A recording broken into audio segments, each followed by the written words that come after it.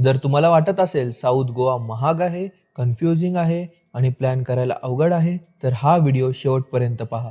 फक्त 2 दिवस perfect loop itinerary, beaches, kayaking, food आणि सगळं मिळून एक्झॅक्ट बजेट ब्रेकडाऊन हे सगळं आहे या south Goa A to Z map based guide व्हिडिओमध्ये.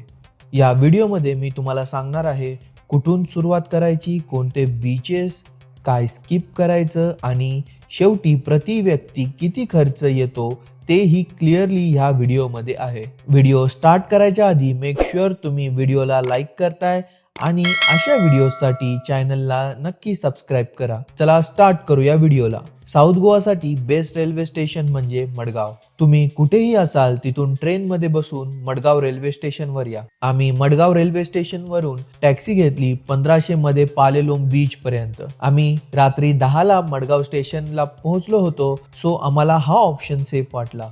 आम्ही 3 जण होतो म्हणजे 500 रुपये पर पर्सन झाले होते आमचे. रात्री आम्ही 11:30ला पोहोचलो आणि पालेलोम बीच जवळ आम्ही हॉटेल घेतलं. 2 डेज साठी 1800 पर नाईट. रूम अगदी बीच जवळ असल्यामुळे आम्हाला हे पैसे कमी वाटले. 3 जण असल्यामुळे 1200 रुपये पर पर्सन फॉर 2 डेज झाले आमचे. जर तुम्ही ही फर्स्ट टाइम साऊथ गोवा येताय तर स्टे पालेलोम नाही तर पाटनेम बीचला करा. साऊथ गोवा एक्सप्लोर करायचा असेल तर स्कूटी मस्ट आहे. सो नेक्स्ट डे आम्ही स्कूटी घेतली 500 रुपीज पर डे नी 2 डेज साठी. 2 जण एका स्कूटीवर असाल तर 500 रुपये फॉर 2 डेज पर पर्सन होतील. पेट्रोल खर्च झाला 300 रुपये पर स्कूटी म्हणजे 150 रुपये पर पर्सन. मेक शुअर तुम्ही पेट्रोल पंप वरूनच पेट्रोल भरताय. तर डे 1 ची सुरुवात करा गालगीबागापासून. इथे ऑलिव्ह रेडली टर्टल नेस्टिंग करतात. क्राऊड नाही, शॅक्स नाहीत, pure nature. Next stop Talpona beach. Lunch साठी हा बीच बेस्ट आहे. इथे बीच शॅक्स मध्ये पालेलोम पेक्षा चीप पण क्वालिटी चांगली असलेला जेवण भेटतो. इथे आमचं लंच बिल झालं होता 600 टोटल, म्हणजे राऊंड फिगर केला तर 200 पर पर्सन. नंतर इथून तुम्ही डायरेक्ट जा राजबाग बीचला. राजबाग बीच म्हणजे काम, क्लीन आणि एम्प्टी रिलॅक्स करण्यासाठी परफेक्ट बीच आहे. नेक्स्ट मग तुम्ही जा पाटनेम बीचला. पाटनेम बीचला वाईब जास्त आहे. Foreigners, beach shacks, music. South Goa मधील लाईव्हली बीच आहे हा. तुम्ही इथे ही स्टे करू शकता. नंतर तुम्ही पाटनेमला शॅक्स मध्ये चिल करून इव्हिनिंगला पालेलोम बीच वर या. थोडं सिनिक वॉक करून शार्क हेड पॉइंट पहा. इथे खूप फोटोज काढण्यासारखे स्पॉट्स आहेत. मग रिटर्न मेन बीच वर येऊन कयाकिंग जरूर करा.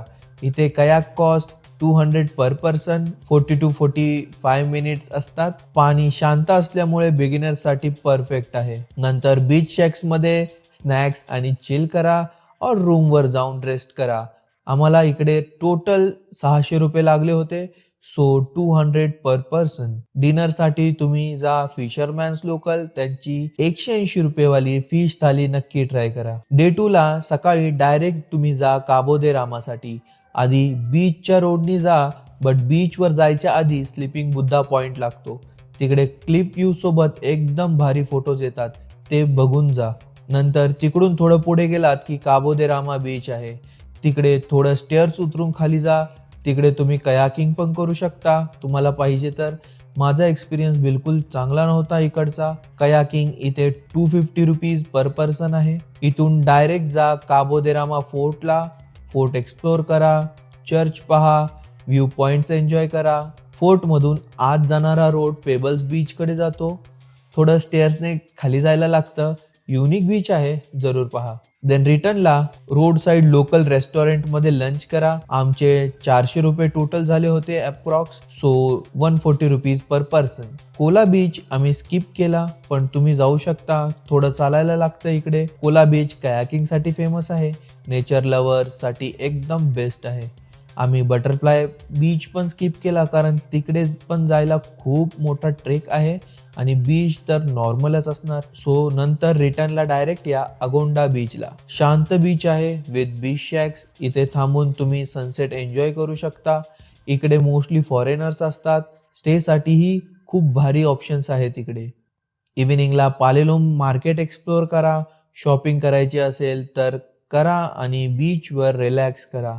मग डिनरसाठी एक लोकल रेस्टॉरंटमध्ये जाऊन फूड ट्राय करा.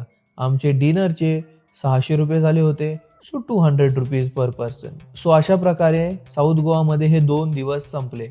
सो जर टोटल पर पर्सन कॉस्ट ब्रेकडाऊन केला तर मडगाव टू पालेलोम टॅक्सीचे 500 रुपये, स्टे 2 दिवसाचे झाले 1200 रुपये, स्कूटीचे 2 दिवसाचे झाले 500 रुपये, पेट्रोलचे झाले 150 रुपये, डे 1चा लंच 200 रुपये, पालेलोम कयाकिंगचे 200 रुपये, स्नॅक्स जे डे 1ला इव्हिनिंगला केला त्याचे 200 रुपये, डिनरचे 180 रुपये, नंतर डे 2ला लंचसाठी 140 रुपये आणि डिनरचे 200 रुपये. सो टोटल अराउंड झालेत 3470 रुपये पर पर्सनचे साऊथ गोवाला 2 दिवसासाठी. जर तुम्ही जास्त लोक येत असाल तर कॉस्ट अजून कमी होऊ शकते. बाकी आपण अजून त्यात मिसलेनियस खर्च ऍड करू, जसं की पाणी, ज्यूस, पार्किंग, स्मॉल स्नॅक्स ह्याचे 500 पकडा. सो टोटल 4000 मध्ये 2 डेज साऊथ गोवा फिरून होऊन जाईल तुमचं. ऑफकोर्स जर ड्रिंक्स आणि क्लब्सला जाणार असाल तर पैसे जास्तच होतील. हे होतं 2 डेज साऊथ गोवा परफेक्ट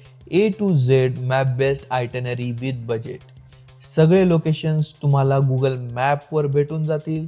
पुढच्या व्हिडिओमध्ये मी सांगणार आहे पालेलोम टू कॅलंगूट फक्त 140 रुपयामध्ये कसं जायचं आणि 3 ते 4 हजार कसे वाचवायचे. म्हणजे South Goa to North Goa फक्त 140 रुपयामध्ये. सो भेटूया नेक्स्ट व्हिडिओमध्ये. चॅनलला नक्की सबस्क्राईब करा कारण असे प्रॅक्टिकल मराठी ट्रॅव्हल गाईड्स तुम्हाला नेहमी मिळणार आहेत.